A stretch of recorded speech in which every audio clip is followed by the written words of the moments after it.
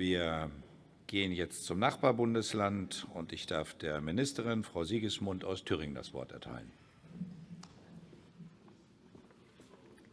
Sehr geehrter Herr Präsident, verehrte Kolleginnen und Kollegen! Wir beraten heute das Gesetz zur Änderung des Energiesicherungsgesetzes und anderer energiewirtschaftlicher Vorschriften. Und als erstes lohnt ein Blick zurück, nämlich in die Geschichte dieses Gesetzes.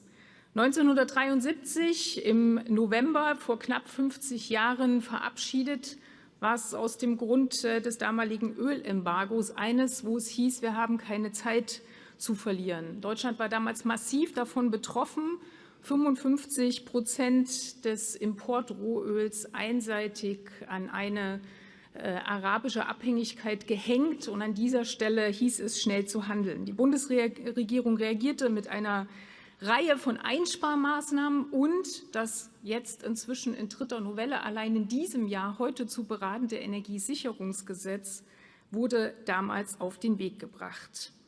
Heute, in der Zeit der Stapelkrisen, die unsere Gesellschaft besonders fordert, ist das eine besonders wichtige Debatte. Auch Thüringen wird dem zustimmen. Vieles aus den letzten Jahrzehnten könnte man heute noch mal reflektieren. Es gibt viele, viele Unterschiede in der Geschichte dieses immerhin 50 Jahre alten Gesetzes. Aber eines ist klar: Wir haben insbesondere seit vielen Jahrzehnten die Technologien, aus Sonne, Wind, Bioenergie, Wasserkraft schon viel weiter sein zu können. Denn diese haben sich seitdem wirklich rasant entwickelt. Wir hätten also heute schon viel weiter sein können. Aber weil insbesondere der Ausbau der Erneuerbaren in den letzten 16 Jahren wirklich verschleppt und ausgebremst wurde, stehen wir an dem Punkt, dass wir erneut über die teuren fossilen Abhängigkeiten in rasender Geschwindigkeit sprechen und Wege finden müssen.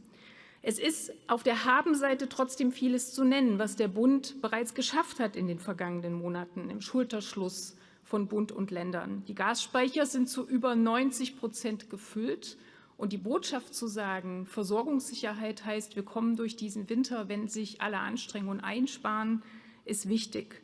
55% russische Gasimporte wurden auf null reduziert. Diversifizierung der Energierohstoffimporte deutlich vorangetrieben, das wohl umfassendste energiepolitische Paket seit der Einführung des EEG auf den Weg gebracht. Bis hierhin bereits ein Kraftakt.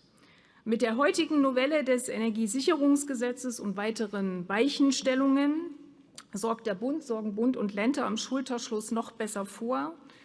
Werden kurzfristig noch mehr Erneuerbare für den Winter bereitgestellt. Allein die Erneuerbaren, die heute schon vorhanden sind, können so kurzfristig noch mehr Strom erzeugen. Wir sind also auf einem guten Weg, über die nächsten Monate zu kommen. Das Stichwort Versorgungssicherheit deklinieren wir in den Reihen der Energieministerinnen und Energieminister selbstverständlich vor allen Dingen für die nächsten 18 Monate durch.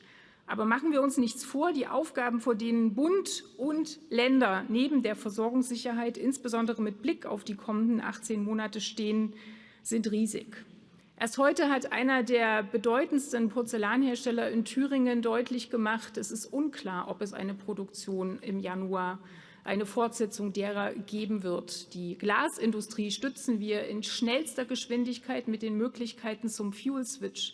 Aber es sind eben 70.000 kleine und mittelständische Unternehmen in Thüringen, wo Arbeitnehmerinnen und Arbeitnehmer jeden Morgen mit inzwischen großen Sorgen zu ihrem Tagwerk aufbrechen. Und deswegen geht es jetzt auch darum, schnell beim Thema Energiepreise Fakten zu schaffen und für Klarheit zu sorgen. Meine sehr geehrten Damen und Herren, wir sehen die Nöte der Menschen. Wir sehen sie jeden Tag. Und ich will das ganz klar sagen, bevor Sie einfachen Antworten auf die schwierige Situation hinterherlaufen, Stichwort Blackout, Fake News, dann liegt es jetzt an uns, so schnell wie möglich zu handeln. Es kommt wirklich auf den Schulterschluss aller Demokratinnen und Demokraten an. Denn nie war es wichtiger, Haltung zu zeigen, insbesondere auch angesichts der derzeitigen ganz bewussten Desinformationskampagnen, die gezielt unsere, ich würde fast sagen, Demokratie angreifen. Es braucht wirklich starke Stimmen für den Zusammenhalt in unserer Gesellschaft. Und lassen Sie mich das gerade mit Blick auf den Osten sagen. Ich bin in den 70ern in Ostdeutschland geboren und aufgewachsen. Und der Osten, meine sehr geehrten Damen und Herren, steht selbstverständlich solidarisch an der Seite der Ukraine. Wir sind solidarisch mit der Ukraine, da gibt es kein Wenn und aber es ist wichtig, die Sorgen und Nöte der Menschen zu sehen und mit klaren Reaktionen politisch zu handeln. Dann kann und wird das, davon bin ich fest überzeugt, auch ein Winter der Solidarität werden, den wir gemeinsam stemmen. Was mir wichtig ist, wir brauchen schnell Klarheit, wie konkret die Energiepreisbremsen aussehen sollen. Wir brauchen schnell Klarheit bei der Finanzierung. Und im Übrigen darf die Schuldenbremse aus meiner Sicht auch kein Dogma sein. Wir brauchen schnell Schritte und den Schulterschluss von Bund und Ländern. Und gerade die Fragen, die energie- und wirtschaftspolitisch anstehen, verdienen es, schnell gelöst zu werden. Gut, dass mit den heute zu beratenden, vorliegenden Gesetzen alte Deckel abgeschafft und schnell gehandelt wird. Gut, dass die Frage des Ausbaus der Erneuerbaren massiv vorangetrieben wird. Auch Energieeffizienz und Energieeinsparung spielt eine große Rolle. Aber es muss noch weitergehen. Die nächsten Punkte müssen sein, dass wir schnell ein neues Strommarktdesign auf den Tisch bekommen, eine Reform der Netzentgelte. Wir brauchen den Ausbau der Bioenergie und die Biomassestrategie, die seit gestern in der Diskussion ist, weist den richtigen Weg. Wir brauchen Konzepte zur Mehrfachnutzung von Flächen, auch um Flächenkonkurrenzen ganz bewusst beim Ausbau der Erneuerbaren abzumildern, Stichwort Agri-PV beispielsweise. Wir brauchen übrigens auch ganz klar eine Unterstützung bei der Ertüchtigung der Verteilnetze. Wenn die Struktur der Erneuerbaren schnellstmöglich verdichtet werden soll, dann gehört auch der Ausbau der Verteilnetze und der Speicher dazu.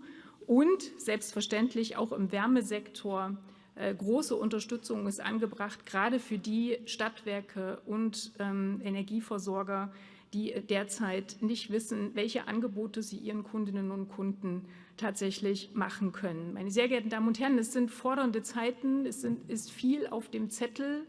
Lassen Sie uns aber bei allen Punkten, Stichwort Zeit der Stapelkrisen, vor allen Dingen eins tun, die Menschen mit Klarheit in der Kommunikation mitnehmen, weil ich bin fest davon überzeugt, die Energiepreiskrise, die werden wir miteinander stemmen. Es gibt aber durchaus eine Krise auch ins Vertrauen in politische Handlungsfähigkeit, die mindestens mit Bedacht und deswegen auch, wenn es ums schnelle Handeln geht, in den Vordergrund gestellt werden sollte. Vielen Dank. Vielen Dank, Kollegin Siegesmund. Und jetzt gehen wir in das Nachbarbundesland von Thüringen nach Hessen. Und ich darf Herrn Staatsminister Tarek Al-Wazir das Wort geben.